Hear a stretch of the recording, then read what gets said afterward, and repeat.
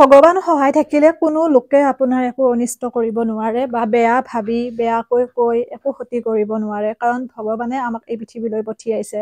মাথো আমি জীৱনৰ বাটত খোজ থওঁতে বা কাম কৰোঁতে এটা কথাই আমি সতৰ্ক থাকিব লাগে, যাতে আমাৰ কামবোৰ ভাল হয়, নিকা হয়, লগতে যাতে সৎ হয়। তেতিয়া কোনোদিনে ভগৱানে আমাৰ বেয়া নকৰে। এই কথাটো মই পদে পদে উপলব্ধি কৰি আহিছো। বেয়া হবলৈ ভগৱানে কেতিয়াও নিদিয়ে। মাত্ৰ আমি কামবোৰ ভালদৰে কৰিব লাগে, সৎ কাম কৰিব লাগে আৰু ভগৱানৰ ওপৰত বিশ্বাস ৰাখিব লাগে। এয়া হৈছে অফলাইন কাটিং ক্লাছৰ দৃশ্য। লগতে কাপোৰ চিলাই থকা হয় যিহেতু ঘৰত থাকিলে, গতিকে তাৰে কিছু দৃশ্য আপোনালোকৰ লগত মই দেখুৱাইছো। অনলাইন কাটিঙৰো যিহেতুকে ক্লাছ কৰা হয়, সেই দৃশ্য দেখুৱাব নোৱাৰো, কিন্তু অফলাইনৰ এটা দুটা আপোনালোকৰ মাজত আগবঢ়াই দিওঁ। ভাল লাগে নিজক যেতিয়া এনেকৈ ব্যস্ত ৰখা হয়, তেতিয়া সেই সময়খিনিৰ দৰে মধুৰ সময় কোনোখিনি সময়কে আমি তুলনা কৰিব নোৱাৰো আচলতে, কাৰণ এই সময়খিনি পাৰ হৈ যোৱাৰ পিছত আৰু আমি ঘূৰাই নাপাওঁ। গতিকে পৰালৈকে আমি সময়ৰ সদ্ব্যৱহাৰ কৰিব লাগে, কাৰণ সময় বহুত বেছি মূল্যৱান হয়। ৰৈ দিব নালাগে। দুখ কষ্ট হতাশা অভাৱ অভিযোগ এইবোৰ আমাৰ জীৱনত থাকেই, কিন্তু যদি আমি ৰৈ দিওঁ সেই দুখ কষ্ট অভাৱ অভিযোগখিনিক লৈ পেলাই বা আমি দুখ কৰি বহি থাকো, তেতিয়াহ'লে সেই সময়খিনি পাৰ হৈ পেলাই এদিন আমাৰ ভাল সময় আহিব। কিন্তু আমি যে ৰৈ দিলো, সেইখিনি জানো আমি পূৰণ কৰিব পাৰিম? গতিকে যিমান কষ্ট থাকিলেও, যিমান অশান্তি থাকিলেও মনত, আমি কাম কৰিবলৈ এৰি দিব নালাগে, কাম কৰি থাকিব লাগে। তেতিয়া সেই বেয়া সময়টো আঁতৰি যাব, আৰু আঁতৰি যোৱাৰ লগে লগে আপুনি যে কাম কৰি আছিল তাৰ ফলাফলটো আপোনালোকে পাবলৈ ল'ব। কাৰণ আমি যেতিয়া কষ্ট কৰোঁ, হয়তো দুদিন দেৰি হ'ব পাৰে, তাৰ পৰা আমি এটা পজিটিভ ৰিজাল্টে দেখিবলৈ পাওঁ। সেইবাবে আমি কাম কৰাটো কেতিয়াও এৰি দিব নালাগে। সেইটো মোৰ মনৰ ভাৱ বা মনৰ ধাৰণা সেইখিনিয়ে। আৰু এইবাবে মই বিভিন্ন কামত নিজক ব্যস্ত ৰাখোঁ। এনেকুৱা নহয় যে অকল প্ৰফেচনেলি ল'লেই আমি কামটো কৰিব পাৰোঁ, তেনেকুৱা কোনো কথা নাই। যিবোৰ কামে আমাৰ মনত সন্তুষ্টি দিয়ে, যিবোৰ আমাৰ ৰুচি, সেইবোৰ কাম আমি পৰালৈকে কৰি থাকিব লাগে, আৰু তেতিয়া নিজৰ মনটো ৰঙীন হৈ থাকে। লগতে নতুন নতুন কাম কৰিবৰ কাৰণে আমি উৎসাহ পাওঁ বা নতুন নতুন আমাৰ ক্ৰিয়েটিভিটিবোৰ আহি থাকে। সেইবাবে এয়া হৈছে স্কুল ড্ৰেছ। গতিকে চাৰ্ট লগতে আপোনাৰ স্কাৰ্ট এইখিনি মই ৰেডি কৰি দিলোঁ।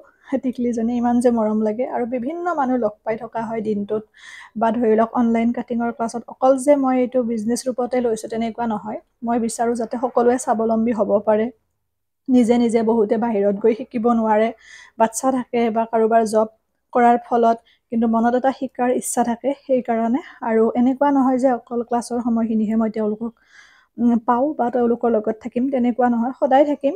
যিখিনিৰ লগত আমি ক্লাছটো কৰোঁ বা যিখিনি গ্ৰুপ আছে সেইখিনি সদায় থাকিব। এটা নিজৰ নিচিনা বা আপোন আপোন লাগে, ভাল লাগে সেইখিনিয়ে। নতুন বেটছ আকৌ কেতিয়া আৰম্ভ কৰিম বহুতেই সুধি থাকে। মোক ইনবক্সত মেছেজ কৰি থৈ দিব আপোনালোকে, মই আপোনালোকক জনাম। জানেই ইতিমধ্যে গোটেইখিনি ফিজ 2000, দুমহীয়া কোৰ্চ, গোটেইখিনি ব্লাউজৰ শিকোৱা হ'ব। লাহে লাহে শিকাই যাওঁ, কাৰণ যিহেতু ময়ো বিভিন্ন কামত ব্যস্ত থাকোঁ, আৰু আপোনালোকৰো সুবিধাটো মই বুজি পাম বা বুজি পেলাই সকলোখিনি কৰা হয়। আৰু মোৰ সুবিধাখিনিও আপোনালোকে বুজিব লাগিব। সেইখিনিয়ে কথা। এয়া এনেকৈ চিলোৱা কাৰ্যসূচী চলি থাকে। সকলো ভালে থাকিব, সুস্থ থাকিব। পুনৰ নতুন ভিডিঅ' এটিৰে আপোনালোকক লগ পাম। কেতিয়াবা মাজে মাজে এনেকুৱা ধৰণৰ ভিডিঅ' আগবঢ়াওঁ, আপোনালোকে বেয়া নাপাব। আৰু ক'ৰ পৰা ভিডিঅ'সমূহ চাই আছে জনাব। ভাল লাগে আপোনালোকৰ মতামতসমূহত আৰু ভাল ভাল কাম কৰিবৰ কাৰণে উৎসাহী হওঁ। সিমানখিনিয়ে। বহুত কষ্ট জড়িত হৈ থাকে যেতিয়া ব্লাউজ এটা চিলাওঁতে। আচলতে বাহিৰৰ পৰা সকলো বস্তুৱে সহজ যেন লাগে, কিন্তু যেতিয়া আমি নিজে চিলাবলৈ লওঁ বা নিজে সেই কামটো কৰিবলৈ লোৱা হয়, তেতিয়াহে বুজি পোৱা যায় যে কামটোত কিমানখিনি জটিলতা আছে বা থাকে। গতিকে একো নজনাকৈ বা নুবুজাকৈ পটককৈ আমি কিবা এটা বস্তু কৈ দিয়াটো ভুল, বা সেয়া লাগিলে মানুহ এগৰাকীৰ বিষয়ে হওক বা কাম এটাৰ বিষয়ে হওক। যেতিয়ালৈ আমি মানুহ এজনক বা এগৰাকীক ভালদৰে আমি কথা নাপাতোঁ বা সংস্পৰ্শত নাথাকোঁ, তেতিয়ালৈ আমি বুজি নাপাওঁ। কাৰণ এদিন বা দূৰৰ পৰাই আমি একো এটা সিদ্ধান্ত দিব নোৱাৰোঁ মানুহ এগৰাকীৰ বিষয়ে। সকলো জানি বুজি কোৱাটো বেলেগ কথা। ঠিক তেনেকৈ কামৰ ক্ষেত্ৰতো যেতিয়া ব্লাউজ এটা নিজে চিলোৱা হয়, 2 ঘণ্টা সময় লাগে বা 2.5 ঘণ্টা সময় লাগে।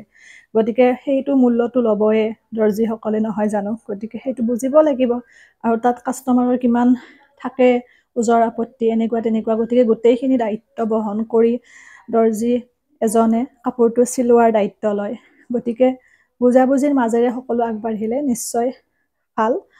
অকল কাপোৰ চিলোৱা বুলি নহয়, সকলো কামতে কষ্ট জড়িত হৈ থাকে। সেইখিনিয়ে। আৰু নিজৰ প্ৰাপ্যটো দিব লাগে সদায়। বাকী কৰিব নালাগে বা তেনেকুৱা ধৰণৰ। অকল মোক বুলি মই কোৱা নাই, বাকী বহুতে তেনেকৈ কাম এটাত হতাশ হয় বা কামটো কৰিবলৈ অনুপ্ৰাণিত নহয় যদিহে কাম এটা আৰম্ভ কৰাৰ লগে লগে বহুতে পইচাটো নিদিয়ে বা তেনেকৈ বাকী লয় দোকান এখন দিলে, তেতিয়া সেই কামটোৰ কাৰণে হতাশ হয় বা হতাশাত আহি পেলাই পিছুৱাই অহাৰ নিচিনা হয়। গতিকে আমি উৎসাহ দিব লাগে, সেইখিনিয়ে। আৰু কাপোৰ বনাই থকা হৈছে ফেব্ৰিক কৰি, এয়া দেখিছেনে, গোটেইখিনি মিলাই মিলি কৰি থাকোঁ আৰু।